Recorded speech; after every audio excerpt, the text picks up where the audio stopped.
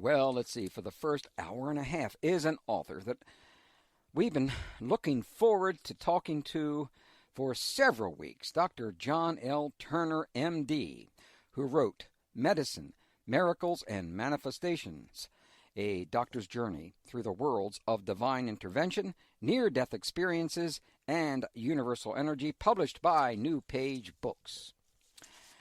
A renowned neurosurgeon, Dr. John L. Turner, has throughout his medical career explored non-traditional healing techniques for his patients, including energy healing, chanting, and meditation, soul travel, and astral projection. His new book, Medicine, Miracles, and Manifestations, traces his spiritual quest and discoveries in the field of integral medicine. For 18 years, Dr. Turner, and that's older than some of you guys out there, Dr. Turner served as the first and only neurosurgeon on the big island of Hawaii, performing life-saving procedures with a marginally trained staff and substandard equipment. Today, he is a consulting physician for the Hilo Pain Center in Hilo, Hawaii. Classically trained as a board-certified neurological surgeon at Ohio State University. That's where my son received his MBA. And Cleveland Clinic. He specializes in surgical correction of disorders of the brain, spinal cord, and nerves. Welcome to 21st Century Radio, Dr. John L. Turner, M.D. Well, thank you, Dr. Hieronimus. And if you'd like, you can certainly call me Jack. That is the name that my friends call me. Okay, Jack. And thank you to our mutual friend, Rosemary Clark, for connecting us, because she's a person I pay attention to a lot. When she says, this is important, I know it's important. And it was really important, is important. At the heart of Jesus Christ's teachings is, quote, unconditional love, unquote. What is unconditional love? Well, Doctor, that, I think, is the thrust of my book, although it may not be mentioned that many times. I think that's the end result. And I think that this is what we are here to do, and I think in repeated incarnations we're striving to meet that goal, to understand and learn the true acceptance of unconditional love. Mm-hmm. I think once that can be obtained, if it can be obtained, we may be ready then for even higher levels of evolvement. But I think this is what we're at work on today, and the realization that we're all linked together, we're all as one. And we need to kind of wake up to save this planet, save ourselves, and get on with things. And I see it happening. I see great movements taking place today, as I'm sure you do. And I think we're all starting to get this feeling of we've got to reach out to help those who need a hand and try to love each other. Absolutely. Well, I think that was one of the key teachings of Christ's teachings, was unconditional love. And it certainly had been distorted over the past 8 years. Now, how might unconditional love serve as a healing factor?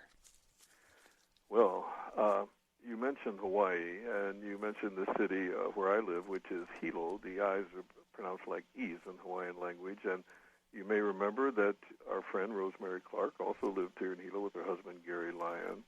So Hilo is kind of connected with us today. The word aloha means hello and goodbye, but it's also intimately connected with feelings of and things regarding love. So it's very important. And think about it, if you love yourself and love others, you're going to enjoy perhaps good health. There's so much to this I hope we can get into. Oh, certainly. And it has a lot to do with the existence of or non-existence of free will, because perhaps this entire thing has been pre-programmed for us, and we're following a script that we help to craft in a spiritual world. And that crafting was to lead us on this quest to understand this unconditional love and truly practice it, and forgiveness along the way, too. So it's all very linked together. Well, you must be psychic, because that was my third question. You know that everything we encounter was planned before birth, and all of it is designed to teach and lead us to an understanding of unconditional love. Please explain how you came to that important conclusion. I came to it along with my journeys, I will have to call them, that started out with the psychic Edgar Casey and then evolved, led me to Hawaii, and soon I realized that I was following a pre-programmed path because things were unfolding in such a spectacular manner. And in 1995, when I tried a computerized version of the I Ching, the response I got to the question, am I on the right path, was to me phenomenal and suggested that I should start jotting down these experiences that were happening. And they just increased in nature and led me eventually to a book by a Dr. Benjamin LeBet, L-I-B-E-T, called Mind Time. And in this excellent book, Dr. LeBet describes his research into something called the Bereitschaft potential. That's all one word, a German word. And what it is, it's an evoked electronic potential that Dr. LeBet picked up from the surface of the scalp using EEG electrodes. And he had a precise timing mechanism, Dr. Hieronimus, in which his subjects could mark the instant they decided to make a movement that he taught them to do with their, let's say, their hand and thumb. And as they jotted down when they would initiate this movement, he found that he could pick up action potential signals of the brain showing that this movement was already in progress a third of a second before the subjects consciously made the decision. Mm-hmm. So I came across that, and then I went a little deeper. There's a book I have in front of me now devoted to this Bereitschaft potential and all the experimental work, because nowadays MRI recordings can show this activation in these areas of the brain. So then I began to think, it is kind of programmed. Perhaps we're lagging a little bit. And fortunately for those people, like my mother, bless her soul, psychologist actually, always said when I tried to explain this to her that this is ridiculous thought that it's all pre-programmed and no free will, because if so, a person could go out and do anything they wanted and not be blamed for it. Now, keep in mind, when she told me this, she was about 98 years old and had Alzheimer's disease and was doing her best, and also had spent her life working with juvenile delinquents, so she's quite familiar with rough kids and so forth. So she didn't pay much attention to this, but there is a 200 millisecond, fifth of a second window in which Dr. LeBet found that we could modify perhaps what's already in progress if we're quick enough. Well, this potential that's recorded that we lag behind, plus the work of Mr. Mokichi Okada, a man who received this inner light and used it for healing, also explored the spiritual world. And he found that among the many levels in the spiritual world, there is a place where we, with the help of others, craft the next go-round. And for this reason, he wrote a poem after his enlightenment called The Way for Man to Live. And the last stanza stuck with me because it said, let us have the strength to bear with any hardship, any mistreatment, accepting it with a smile just as though it were nothing. And it took me 2 full years to really dig into that and find out how to reach that level. And I remember the exact day it happened. And it happened because I realized that if indeed everything, I mean, even our conversation today, Doctor, goes according to plan, then what need is there to be upset by anything that's upsetting or we might think is bad or evil or whatever? It's just part of the lessons we're here to learn. And we have to learn one and get on to the next one because it doesn't stop. Well, I have about 45 questions. We're not going to get to most of them. This was perhaps one of the most important books I've ever read. Well, thank you. And the reason, of course, being is your sensitivity and opening up to this gradually is just, when people read this, they will begin to understand that we're all on this quest, each and every one of us. We all have an important purpose in life. We all have an immortal aspect to us. We're human beings are not machines. And unfortunately, our media loves to tell us that. But I think they're dead wrong about that. But again, in your chapter, A Man of Light, you introduced us to, is it called Mokichi Okada, which you just mentioned a little earlier? Is it Mokichi? No, yes, Mokichi. Thank you. Okada.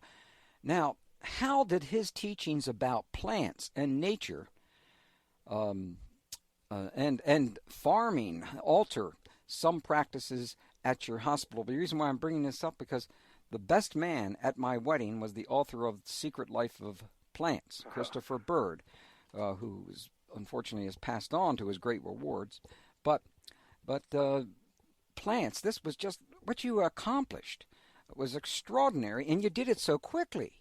And I think you did mention that you didn't think probably if it was on the mainland here that you would have been able to do it so quickly. But boy, what a difference it made. No, perhaps on the mainland, Dr. Hieronimus, we could still be holding this interview, but I might be speaking from a psychiatric unit because you notice there's a picture in my book, In Surgery, letting this spiritual light energy flow from my hand after repairing a young man's brain injury. Yeah, we're going to have to arrest you for that. Well, if you look at that picture closely, the people watching are the head nurse and the scrub nurse, and they're watching me do that, almost sitting motionless for a period of 25 to 30 minutes. Mm-hmm. And no one questioned the use of the operating time for this. They were all interested to see how does this work as we're blending Eastern and Western medicine for the holistic and complete care of the patient. They had seen other things happen recently, and everyone was willing to let me do this. Another reason was you used the word renown. I don't know if I would agree with that. I was the best neurosurgeon and the worst neurosurgeon because I was the only neurosurgeon here. So they couldn't really grumble too much lest I leave the island. So I pretty much could explore a lot of different things that perhaps would have taken me a longer time on the mainland to introduce. And Hawaii, being very spiritual in nature and perhaps the remnants of the lost continent of Lemuria, had a lot to do with opening up a spiritual path for me. Not to mention that there is this constant energy flow around here from the Kilauea volcano, which has been erupting daily since maybe 1983. Mm-hmm. And it's not far from where I'm sitting now talking to you. I would say maybe a 30 to 35-mile drive from here.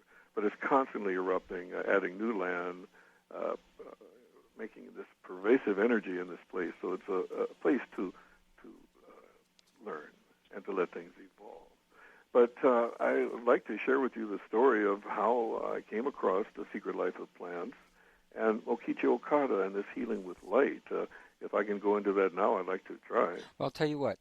Let's take our first break so we won't have to interrupt you so that we can have it, because this is really important. And we can't forget about those flowers and plants that you put in and made sure that they were just about in every hospital room.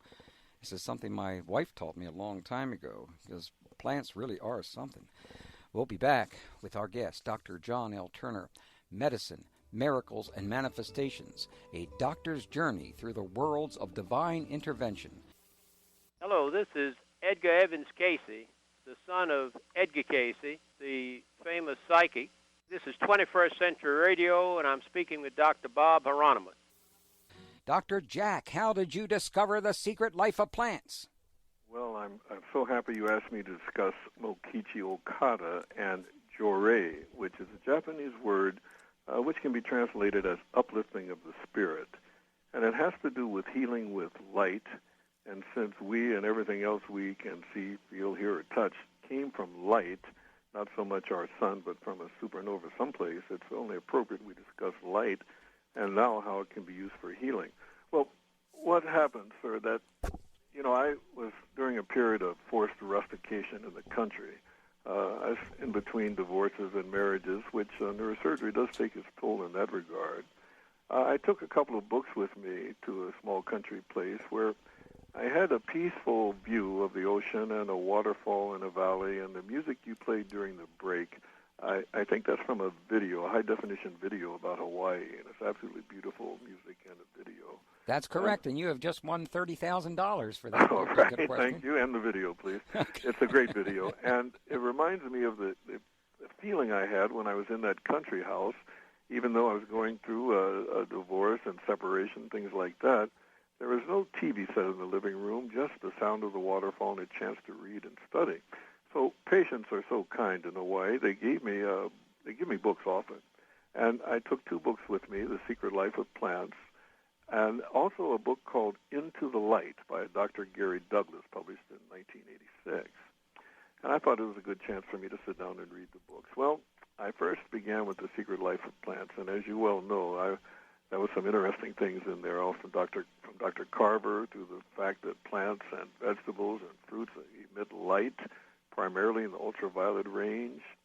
And I had never heard about this. And also, more importantly, was the work of Cleve Baxter, the lie detector expert who hooked a lie detector to his draconia plant one day, and I don't know if you're familiar with this story, but... Certainly. Okay, but please share it, though, with our listeners. Okay, what happened and what struck me as being astounding about this is that one day, as he was looking at this plant, he had the galvanometer on the table, and he said, let me hook it to a leaf and see if I water this plant, do I get some reaction on this meter? And not much happened. And then he thought, well, perhaps I'll dip this leaf in this cup of hot coffee I have here, and there was a little bit of reaction, not much. Then he looked at it, and he thought to himself, let me get some kitchen matches and come back and burn that leaf. And right away, that needle spiked. And he realized that this plant had picked up on his intention to do it harm. And this led to more sophisticated experiments. For example, a row of mechanical arms that could dump a petri dish containing water into a hot pot of boiling water. And several of these were set up in a room with a plant and hooked to such machine to record these electrical impulses. In the adjoining room, another plant, so wired. And in some of these petri dishes, he put brine shrimp. The others were just pure water. But every time a brine shrimp was about to be dumped, they saw a reaction on the instrumentation. So that made me realize this saying, housewives talk to your plants, has some meaning, because plants and people that have that green thumb seem to do better. And Dr. Carver certainly had that thumb with his work with plants. But after that, I said, well, that's all interesting, very interesting, but why am I reading this book? So I picked up the second book, Into the Light. And it was about ways to treat patients with light, to treat the blood with light, and in particular, phospholuminescence. And Dr. Douglas had been working with this, where blood is drawn from a vein, and it's run through a chamber of light surrounded, quartz crystals and glass, and ultraviolet light surround this and illuminating the blood. And only 150 cc's are run through this apparatus and returned to the patient. But they found that many diseases were being cured. Some claimed to cure various cancers, but infections and so forth. And then penicillin came on the scene, and then everyone discarded this and said they have a miracle drug. Well, Dr. Douglas researched this, used it in his practice, and then wrote a book about his work and what he reviewed. And I thought that was extraordinary, too, that the cells of the body emit light in the ultraviolet range, and now we know it in the visible range, too, with the new instrumentation we have today, thanks to astronomy, the single photon detectors and so forth. We know that the body emits light, all the cells of the body, and in particular from the hands, the fingertips and fingernails emit light. So I said, now this is all interesting. I never heard about this in medical school. We know that light is used to treat jaundice. It's used to help convert to vitamin D in the skin and things like that, but never emitting light. And the next thing that happened on a plane ride back from visiting the mainland, I was sitting next to a lady getting her PhD in horticulture. And I said, do you know about this plant? She said, oh, of course we know that. We know, for example, Hawaii, Big Island is called the Orchid Isle for so many species of wild orchids. And we know that orchids emit this tractor beam of ultraviolet light. And when the bee hits that, he just zeroes right in on that plant. See, we know all about that. So the next thing that happened, Doctor, is the day came when Father Damien's hand returned to Hawaii and to Molokai Island. And on that day, unbeknownst to me, I had finished the surgical case, and I was standing in the hallway. For some strange reason, I decided I would have to pick the direction to go to see a patient. Now, I could have gone equally left or right, but for some reason, I'm looking down the hall to the right, and I said, this was calling me today. I've never done this before. I went down there to see a young lady, Katie Kurosawa, the ward clerk, leaving the door on her way to the bathroom, and I would have missed her the other way. But she looked at me and she said, Doctor, did you get that folder from about moa? And I looked at her because that word moa, in Hawaiian it means chicken, but I had heard that word 2 years before in surgery. A nurse behind me said, Dr. Turner, have you heard the word moa? And when I turned around, she had her palm, her hand outstretched and her palm facing me. She said, people that heal without touching. I said, who are these people? She said, well, they've been doing this for almost 50 years in Hawaii, in Hilo. I said, no, I'm afraid I haven't. And 2 years later, in a hallway, Dr. Hieronimus, I'm being asked, have you heard the word moa? And I said, wow, why? She said, well, Doctor, Mr. Kikuchi dropped a package off for you, Doctor, and at your office, and after you've finished looking at it, could you give him a call? I remembered the package and a stack of journals and other take-home things I had to read, and I said, well, tell your friend, Mr. Kikuchi, that I'll look through that stuff if it's about that word moa, and I'll get back to him in a couple of weeks. Well, I took it back to the country with me, Bob, and I opened it up, and the first thing I pulled out was an article about nature farming and about how this man, Mokichi Okada, taught farmers in Japan how to use green manure rather than animal manure, and how to use bees, for example, imported to cultivate flowers and plants and crops and not have to use pesticides. And he felt, from his experience, this is less for the body to detoxify. Well, that made good sense.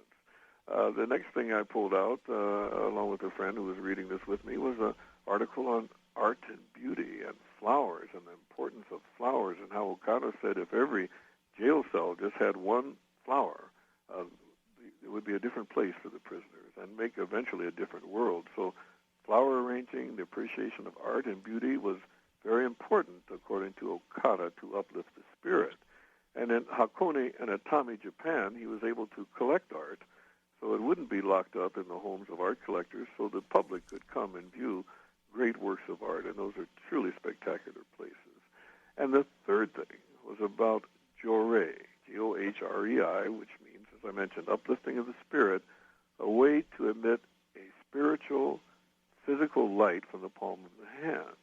And in a way, this is a use of universal energy, but in this case, this energy was directly linked to Mr. Okada, who during his enlightenment, Bob, he received what he called a 4-centimeter sphere of energy that lodged within his abdomen, and from that day on, all of the attempts he had made to heal were really successful, and he was able to heal, and it didn't have to really touch anyone to do it. He found that 32 centimeters was an optimal distance to be away from the patient and to let this energy flow to certain spots for various diseases, which he cataloged and taught people how to do.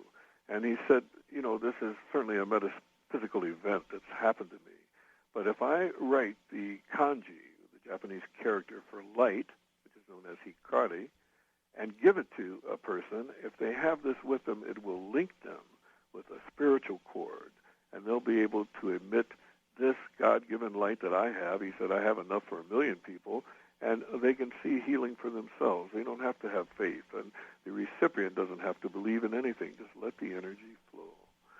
So I began to work with this group, and I work with them today, the first and third Sundays of the month. We have a clinic here on this city and in other places on the island and around Hawaii, and now spreading to the mainland, because, to conclude this, Mokichi Okada predicted before he died in 1955 that East would meet West as far as blending Eastern and Western medicine, but it would have to begin in Hawaii at the turn of the century. And he had never visited Hawaii personally, but he knew the importance of this area. So that's how I came across The Secret Life of Plants, The Power of Plants, and Light. But soon we're going to get into some of your cases, which truly are extraordinary. But one of the phrases that you mentioned in the book on page 180 is, "We are beings of light who have manifested in physical form." That is one of the best descriptions of who we are that I've ever read. And you noted something of extraordinary significance occurred in 1998, the discovery that the universe is not only expanding away from us, but has entered a phase of acceleration in its expansion. I'm so glad that you mentioned this. But what does this imply? Well, I had the fortunate opportunity of meeting Alan Guth, who was the man who was behind that acceleration of the universe. And he was in Hilo, of all places, giving a lecture at the university. And my oldest son had mentioned to me, Dad, Dr. Guth is going to be here, and I know you like cosmology and cosmogony and all that. You might want to go with me to attend. So I did. And afterwards, I was able to go into a small group of people who were asking questions. And I said, Dr. Guth, you know, extraordinary thing. I said, this acceleration of the universe's expansion and it seems somehow correlated with the onset of human intelligence when this began. I said, do you feel that this acceleration is spurred on by a negative type of gravitational force, the dark energy or something? And I remember how he smiled at me. Of course, I was asking a question that was actually way over my head, and I think he realized that. But he said, that possibly could be so. So the significance of it to me is that this acceleration began about the time that human consciousness began. And how did that come about? Was it, as Julian Jaynes says, the bicameral man, and how we began hearing voices in our minds and this developed a consciousness? Or was it just lying dormant for this period of time, or what? And then it gets into the complexities that we could discuss about parallel universes and how this all came to be and what it means. And that will take us into dreaming, and is this life but a dream? And as Einstein said, is what we know just one grand illusion? Because the brain is certainly capable of rendering everything for us. And that after that stops, what happens? Well, I tried to investigate that in cases of brain death where it appeared that consciousness did not stop, that it was spread more widely throughout the body, perhaps in an organ external to the body. So I think my best answer for you at this point, Dr. Hieronimus, is the significance of the acceleration is somehow tied to the evolution of human consciousness. Well, there are so many cases that I'd like to start with, but let's, Jack? Yes. Did you say something? I said Jack, yeah. Yeah. Oh, the one that I'd like to start with first because it really grabbed me. Well, there are a lot of them that did, but the mysterious case of Mrs. L.U.K., Dom Luke. How did karmic understanding lead her to end her hate that was at the root of illness? This is remarkable. Well, it was remarkable for me, and I think most physicians and maybe most people have seen a case of spontaneous healing. And it does happen, and we know it happens, and when it does, sometimes it's just chalked up to one of those things. But I was fortunate to be intimately involved with this patient and the family, and it happened like this. I met a man who injured his head, slight head injury with a laceration, and he preferred to leave it unsutured. And he was a black man from Nashville, Tennessee, and he was also a Zen priest. He had spent years in a Zen monastery. And he was well known in Hilo, it turns out, because he was always talking about basically karma and doing the right thing and how to lead a real spiritual life and to give up bad habits and bad ways. But when I met him, he refused the sutures, and I said, well, why? This might heal with a scar. You know, your head is shaved. You keep it shaven for your religion, I guess, and I don't think you want to have that scar. And he said, no, brother. He said, I did something I think that caused this. And he said, this is my karma to have it heal whatever way it's going to heal. He said, thank you, but no thanks. I said, okay, John. I said, well, how are you going to get back to your car? And he said, well, I'll walk. I said, you're going to walk 4 miles at 2 or 3 in the morning? He said, yes. I said, look, come on. I said, I'm going that way. I said, let me drop you off. And he said, I can't ask you to do that. And I said, well, consider it your karma, then I'm asking to do this. Well, that stopped him flat. He said, all right, and he smiled broadly. And as we left, we drove and we talked, and John and I eventually became good friends. And I listened to his teaching about karma, and I thought about what he was saying, and I thought there were ways I could improve things, for sure. Well, one day he came with a package of x-rays, and he came with a Vietnamese family, a lady and her daughters. And as they went to the exam room, he asked if he could speak with me privately first. And I said, sure, John, come in. He pulled out the CAT scan of the brain, and it showed this midline tumor. And I would say it was about the size. It was about the size of a lemon. And when I say midline, it was in an area called the corpus callosum, which has 1 million crossing fibers that connect both hemispheres of the brain. So it couldn't be removed. And it was obviously a malignancy. And I said, John, this is your friend. You say, I'm really sorry because malignant tumor is eventually at some point going to rapidly expand and take her life. I said, here's what I can offer. I can carefully do a biopsy, by going down between the halves of the brain, taking a small sample. And once we have the diagnosis firm that it's malignant, they can start radiation. But I'm afraid that may give her a little extra time, but it can't cure the tumor. So he didn't say anything. He went with me to talk to the patient, and quite obviously she was worried, and I explained the surgery and my recommendation, and they agreed. And the surgery went fine. She had no problem at all, and they came back to discuss the radiation therapy. And this time she came back with 7 monks from Vietnam wearing the yellow or saffron-colored robes, and they had yuzu beads. I learned later they were called prayer beads. And I explained everything and said that in 6 weeks I will see them back and we'll take another look at a scan. And as they left, John called me aside and he said, "Now listen, brother, I want to tell you something." He said, "Now, I know by the look on your face, you probably think they came to pray for her, don't you?" I said, "Well, it looks that way to me, John. I mean, people that carry those beads and they're, Buddhist monks, what can I tell you?" He said, "It's not that at all." He said, "I want you to know something. They came to work with her on a karmic disturbance." Said she has had intense hatred for a lady friend of hers, and they feel that because of this, she has developed a dis-ease in her body. This has led to the brain tumor. And to overcome it, she has to deal with this karmic problem and resolve it. And what they plan to do is to take her on guided meditations, doctor. They'll take her through the 7 hell worlds to show her what could be in store should she succumb to this tumor. Well, I wished them all the best, and in 6 weeks when they came back, we met in the room with the follow-up scan.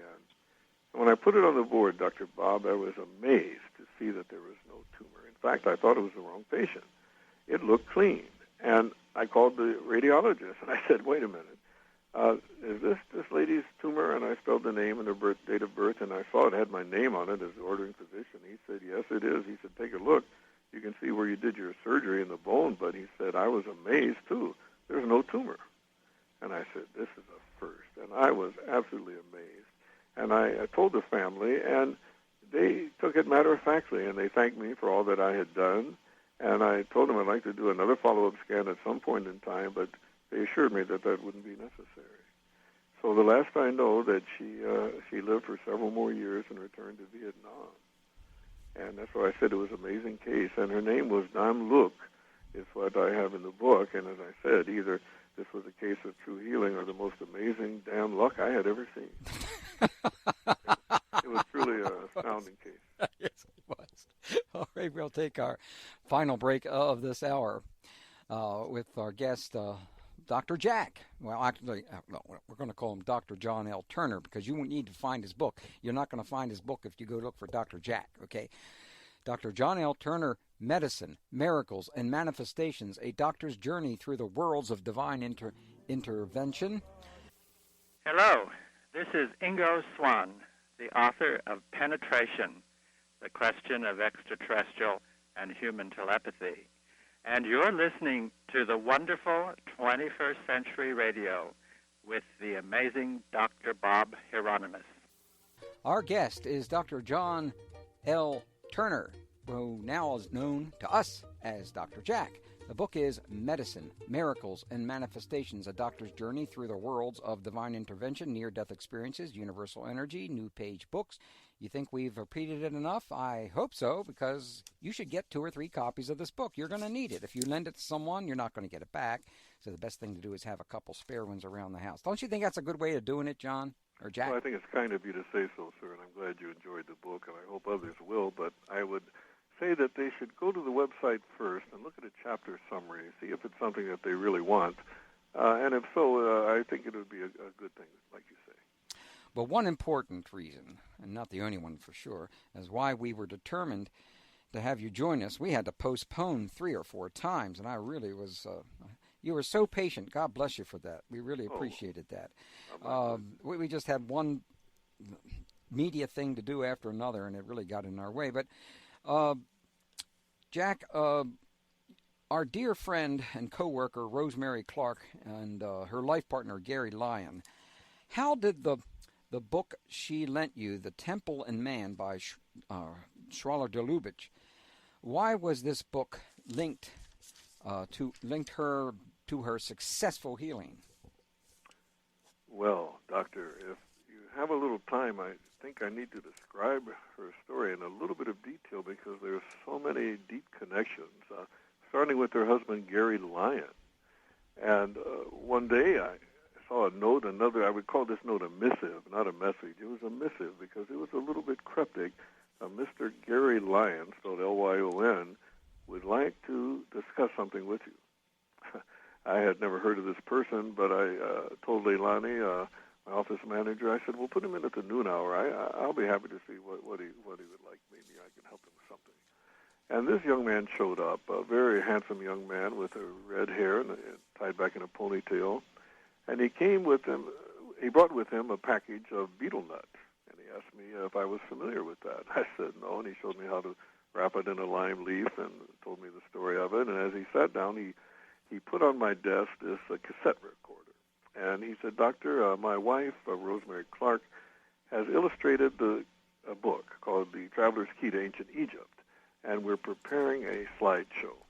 And I'd like you to hear the music I've done because I hear that you have a recording studio, Doctor, and I need the facilities, and I'll pay you for this, he said, but I need to be able to mix this down from a 4-track to a good 2-track tape. Well, when he hit the switch to play it, and I heard those sounds of ancient Egypt, and I know you're familiar with his work, and it was just beautiful. And I said, well, Gary, you did this music. He said, I did it myself. I said, well, where would you get a gong like that? And he said, would you believe it's the top of a tin can lid, a big can out in the outside and behind the house. I mic'd it with a mic, and I said, wow, that's amazing. You're a very innovative young man. So I said, what's the name of that book again? He said, The Traveler's Key. And I reached in my pocket, Bob, and I took the key off my key ring. I said, well, here's your key, Gary. I said, this is the key to my studio. I told him where my house was, and it was in the adjoining what used to be the garage. And I said, I'm hardly there. You see, I'm always working here, and you can use it whenever you like. I said, do what you can. And he said, well, that's great, Doctor. And he said, we'd like to talk with you more. We understand you've done some Buddhist chanting and so forth. We'd like to know more, and I'd like you to meet my wife. So I went to their home that evening or the next evening to meet Rosemary Clark. And then I found out when she said, oh, Dr. Turner, I want you to know I made a magic mirror for you. I said, what is that? And she showed me this, a small copper-colored, bronze mirror-type thing. And she said, I think you'll find this handy. And she told me about her interest in ancient Egypt. And it went way back. And we talked about all kind of things new to me about Egypt. And we made plans to keep in touch. Gary worked in the studio, and one day she said, I've got a book for you, the book you mentioned by Swallow de la Bouche called The Temple in Man, about the great temple of Luxor. Jack, we got about 3 minutes, so I just wanted you to pace yourself here. All right, sir. This book was about how the temple was laid out according to the human body. And she said, I think you'll find it especially interesting when you read about the brain. And I said, well, Rosemary, that's great. Thank you very much. And I started to read the book, and time passed, and about a year later, it was time for me to take my oral board examination in neurosurgery. And it was going to be held in Salt Lake City, and I took a month off to study. But one interesting thing I studied was what kind of thing could they ask me with neurology, neurosurgery, neurophysiology? What kind of thing could they try to really trip me up on?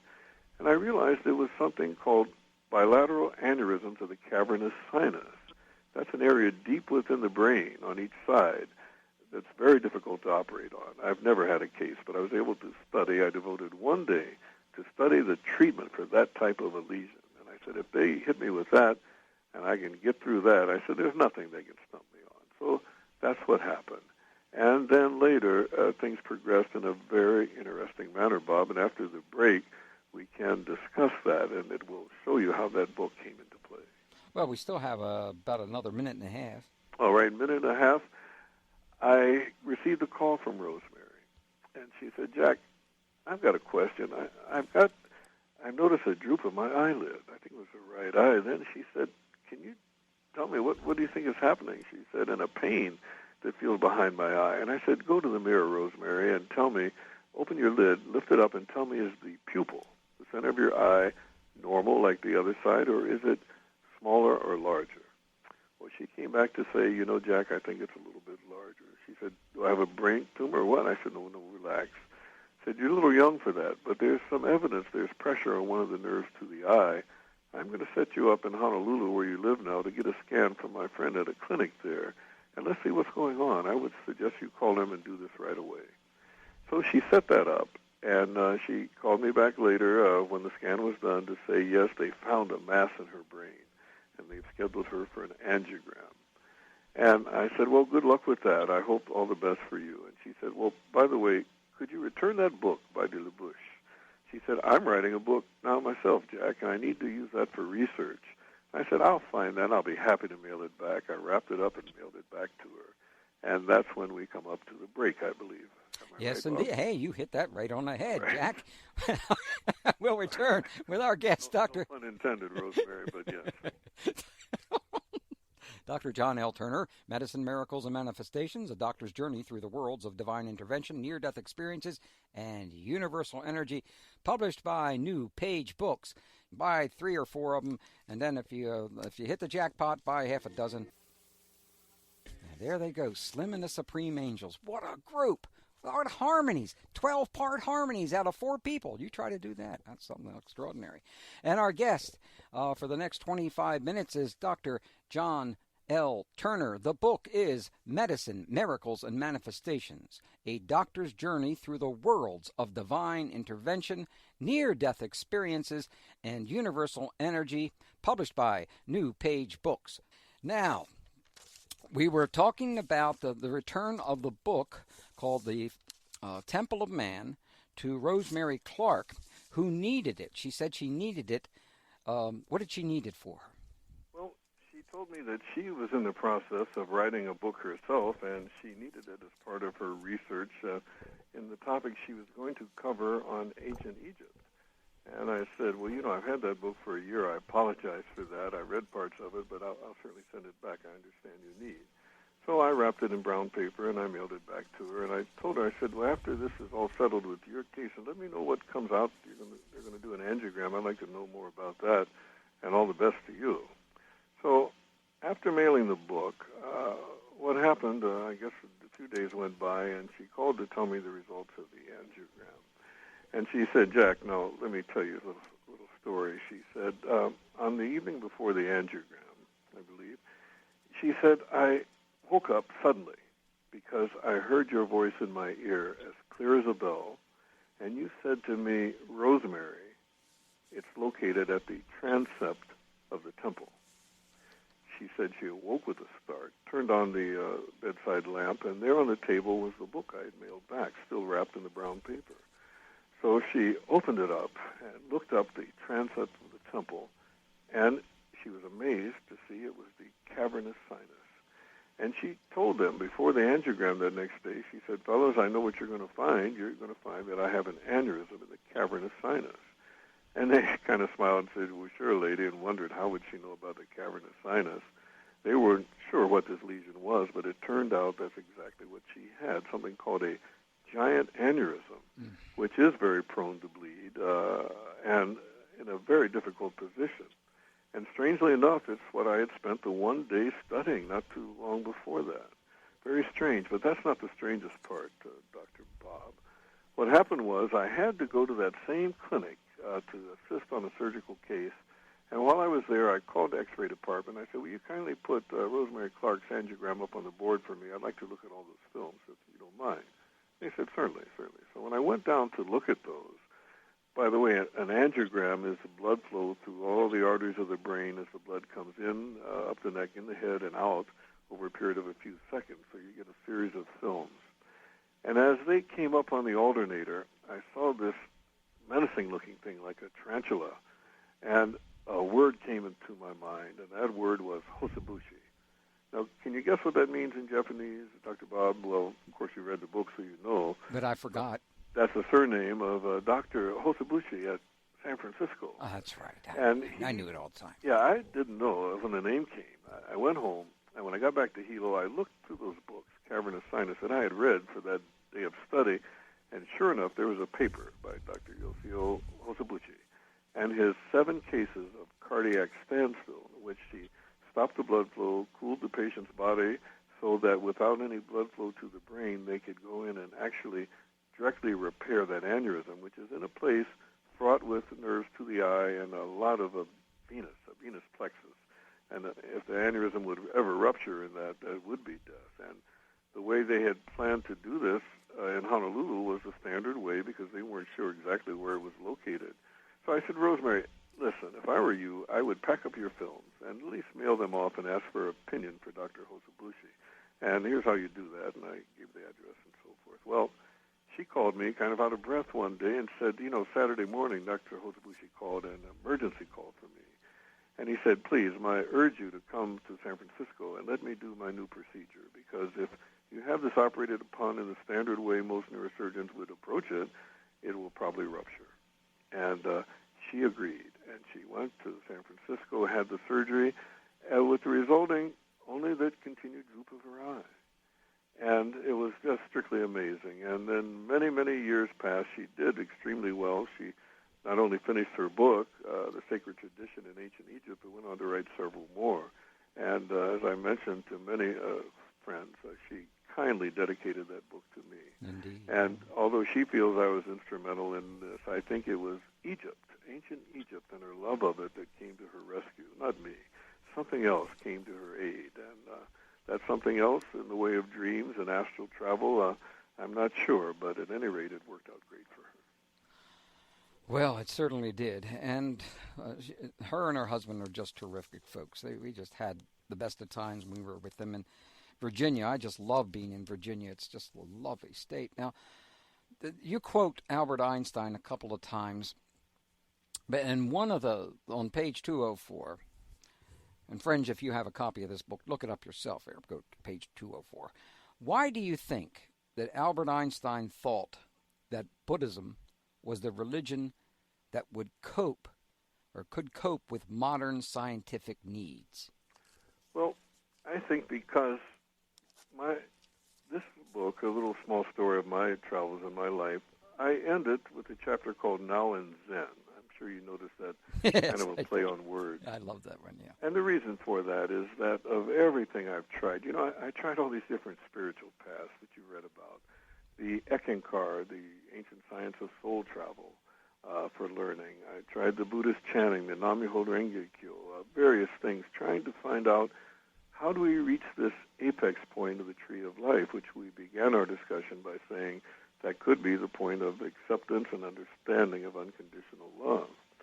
Well, Zen Buddhism is such an interesting thing because unlike traditional types of Buddhism, it doesn't require any prayers, it doesn't require following any particular path, and there are really no words to explain what it is. And if it could be put into words, it would be one word, which is thus. Things are as they are because this is the way it is. And if we can learn to live in the moment and to fully appreciate everything from moment to moment as we learn these lessons which we have ourselves planned to go through, then life can be very rich and rewarding, and hopefully our next go-around will be even more rewarding and more interesting and less fraught with difficult situations. Mm-hmm. So it's all a matter of learning. And I think anyone who tries to realize how monumental this universe is, well, to give an example, the number of stars in the Milky Way galaxy has been quoted as anywhere from 100 to 200 billion, sometimes more, but let's say 100 billion stars. And it's interesting that the neurons in the cortex of the brain and cerebellum also total about 100 billion. And also, if you were to count, if it was possible to count all the grains of sand on all the beaches on this world, it is also that figure of 100 billion. And as we know, that's a number that's hard to comprehend how large it is. The number of known particles in the universe, I state a figure, is 10 to the 75th power. And as the listeners know, 10 squared is 100, 10 cubed is 1,000, and so forth. But if you think about how many zeros on 10 to the 75th, it's just extraordinary, right? Right. Talking, doctor, about all the electrons, the protons, the quarks, whatever the particles are in the universe. But that pales in comparison to the human brain. Because of those 100 billion neurons that are just in the cortical layer alone, the brain is a powerful processor. And it's estimated that the connections between those neurons and perhaps between astrocytes, the supporting cells, the possible connections they could make is 10 to the 10 millionth power. So with that in mind, it's kind of easy to see why, as I sit here talking to you, I'm looking at two computer screens.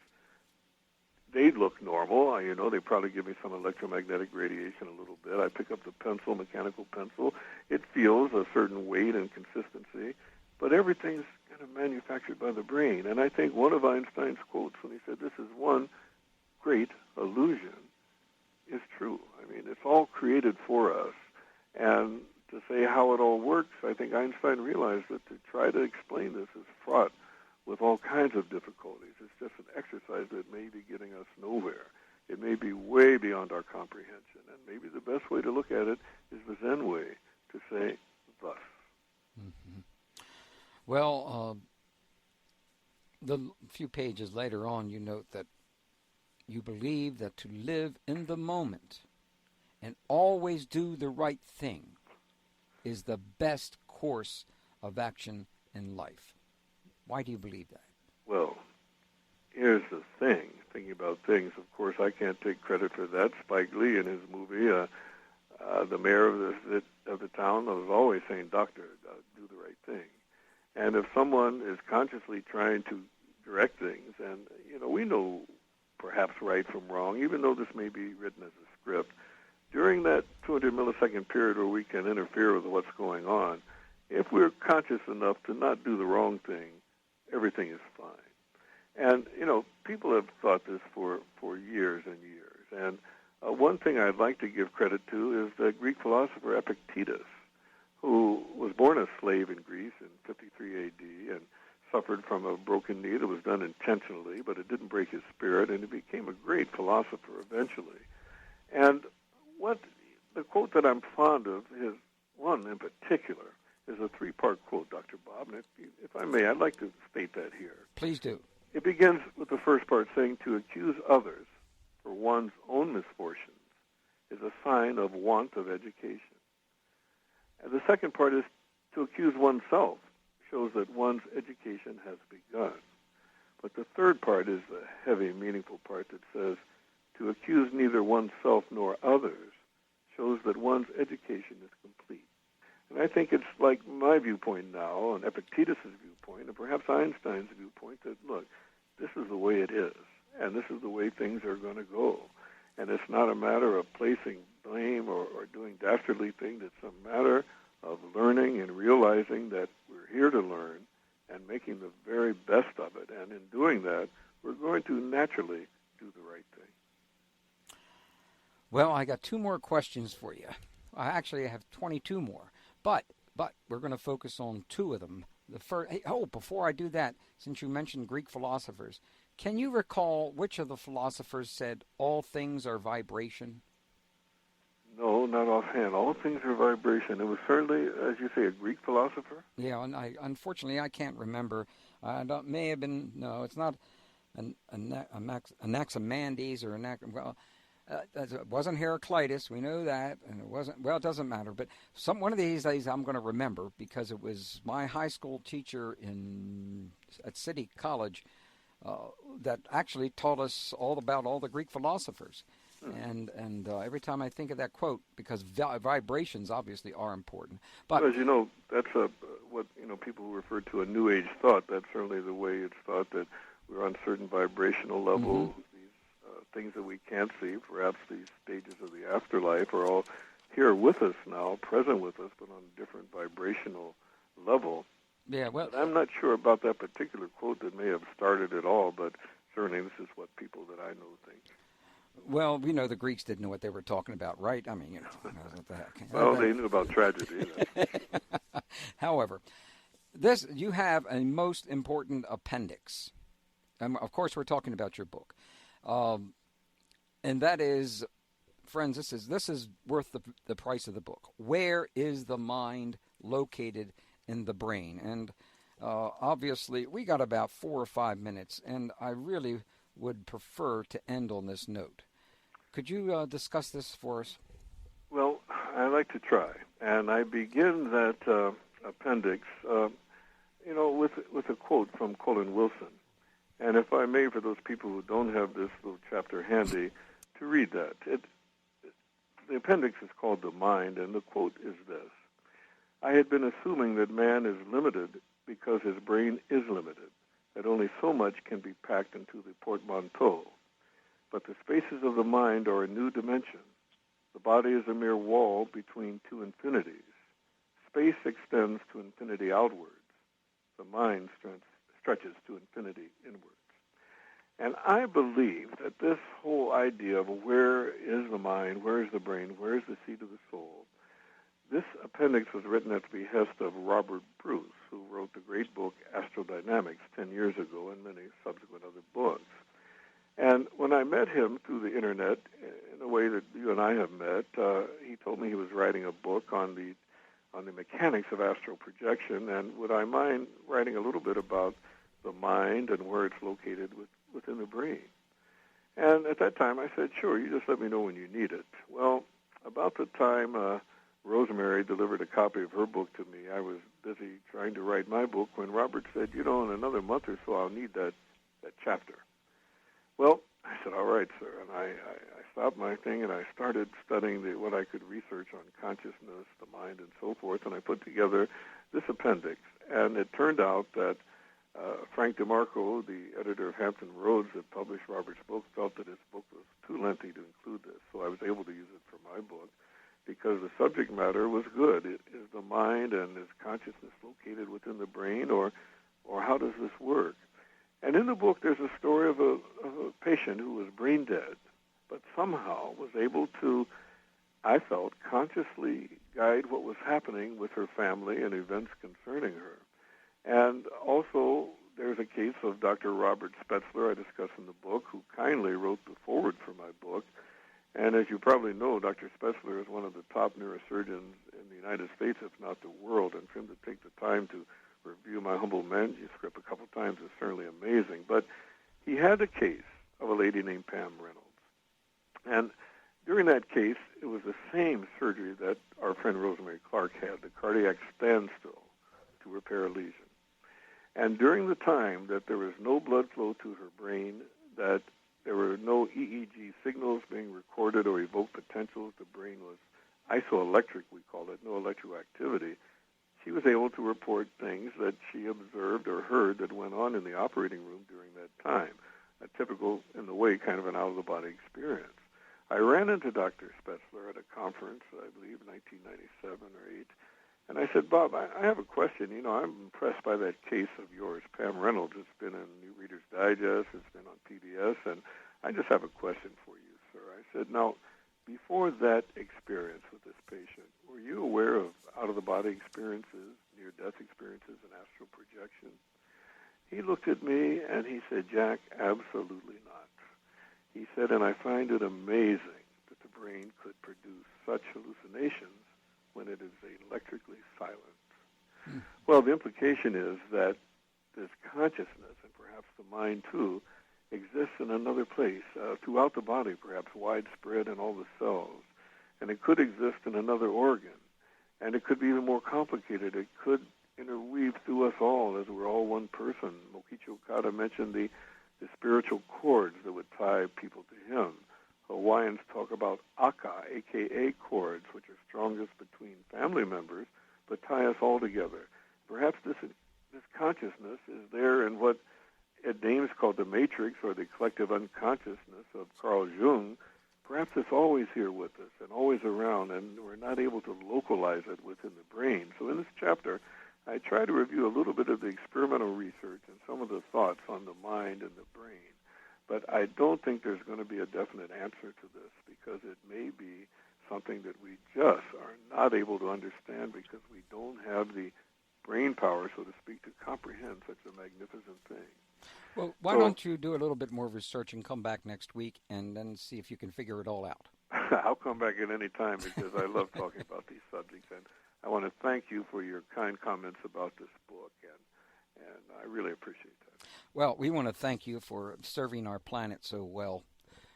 This obviously is going to be the kind of book that so many people will be able to use and gain hope through. And it's, of course, friends, it's called Medicine, Miracles, and Manifestations, A Doctor's Journey Through the Worlds of Divine Intervention, Near-Death Experiences, and Universal Energy. New Page books. Order only 10 or 15 books.